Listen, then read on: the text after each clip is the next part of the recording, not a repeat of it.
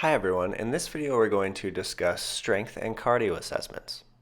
Now normally we would be in the weight room at West Valley College going through all of these assessments hands-on, giving you experience. Unfortunately, because of COVID protocols, we won't be able to be in the weight room together. So we put this video together to show you guys how we would conduct it in the weight room, and we'll also give you options that you can perform at home or virtually on clients. Here are some rules to consider before we get into the assessments. Number one is do no harm. All we're trying to do is we're trying to get a baseline for each individual that we're working with so we can show them progress. If we harm them, we are working against our goal of improvement. Number two is to individualize. I want to find an exercise or an assessment that fits that individual, as opposed to forcing them to test something that doesn't work for their body type. Number three, form over weight. At no point should we prioritize weight over the form of the movement. And last but not least, no pain is allowed in the testing of these procedures. If there is pain, we need to stop the test and find a test that works for that individual. This strength assessment form is available for you to download on Canvas. Notice that for each strength category, you have an option to choose from. Make sure you choose the one that best fits you or the individual that you're assessing. Let's start with lower body strength. Here are your options. We could do a back squat, a goblet squat, or a wall sit. Now, if you're one of the lucky few that has a back squat available to them right now, and your body allows for you to safely perform the back squat, then we can use the back squat to test our lower body strength. For consistency, we'd like to have something that you touch your butt to every squat, just to make sure that you're being consistent with your depth. If the back squat isn't appropriate to you, or if you just don't have the equipment, you can do a goblet squat the same way. We can hold a heavy weight at our chest and challenge that squat motion, still measuring our depth for consistency. If you're going to test these two squats, let's do 3 sets of 10 reps. The first set should be light, the second set should be medium, and the third set should be your test set. Weighted squats may not be appropriate for everyone. If that's true, try a wall sit. Slide down to parallel to the floor with your thighs and hold for as long as you can. If that depth ends up being painful for you or your client, just have them choose a height that is pain-free. What you'll want to do is you'll want to measure the depth so you can keep that consistent and measure the time. For this test, keep it to a maximum of 1 minute.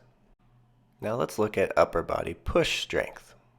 Here are our options: the bench press, push-ups, or push-up holds.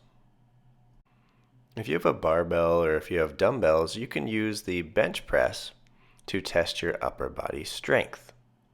This test can be dangerous, so make sure that you have a spotter or you have it set up in a safety rack to catch the bar in case of a mistake.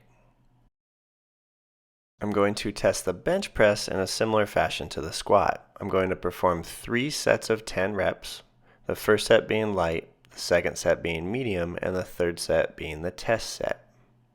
If the bench press isn't appropriate for you or your clients, choose the push-up that is appropriate for them.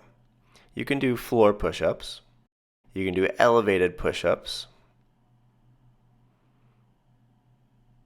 If you're at home, you can elevate your hands on the couch, something stable. You could even elevate your hands on a wall.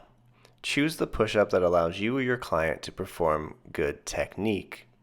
If you chose the push-up, set a timer for 1 minute and perform as many push-ups as you can in that time period. Record the number of reps and record the height of those push-ups. The push-up also just may be too much for some individuals.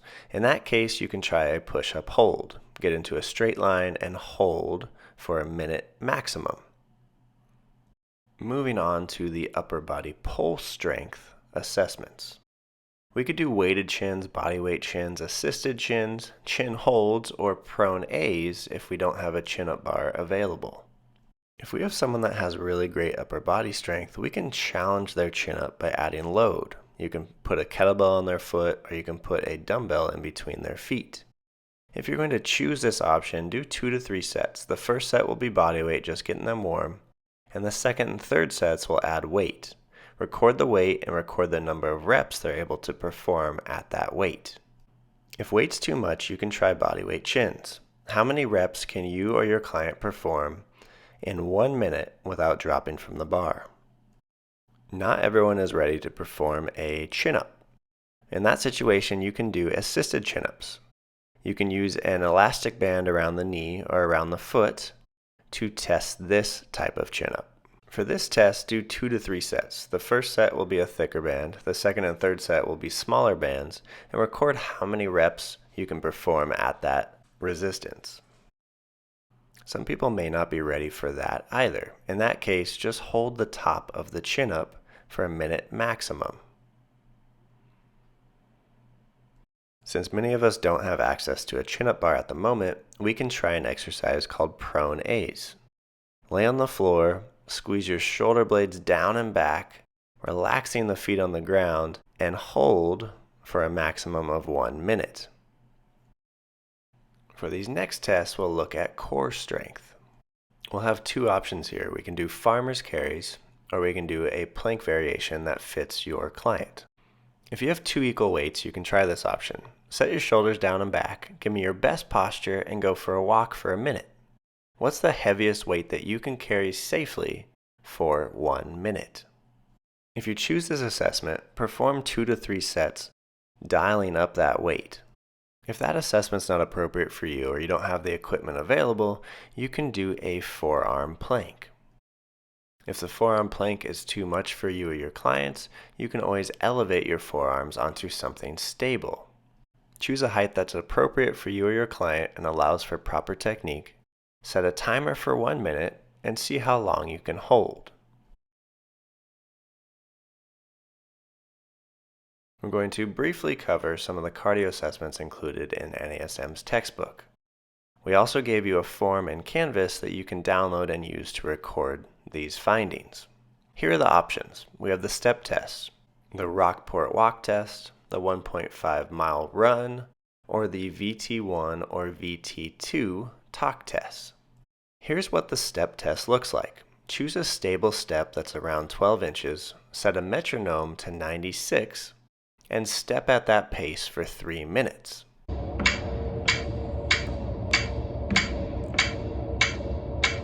At the conclusion of the test, take a seat and take your client's heart rate for the next 60 seconds. Record your client's recovery heart rate and refer to your textbook for ranking. If you don't have a stable step, or maybe it's just not appropriate for your client, you can perform the Rockport walk test, which is simply a mile-long test around a track.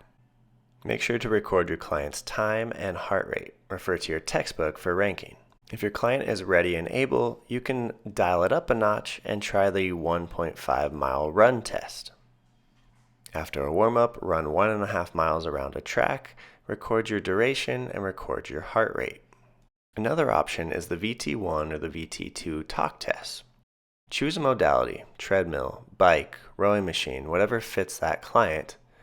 And what you'll do is you'll dial up the intensity. You can dial up intensity with wattage, with incline, or with speed.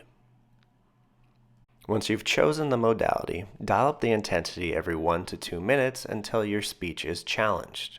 That's your VT1. If you want to take it a step further, you can work up to VT2, which is when speech becomes difficult.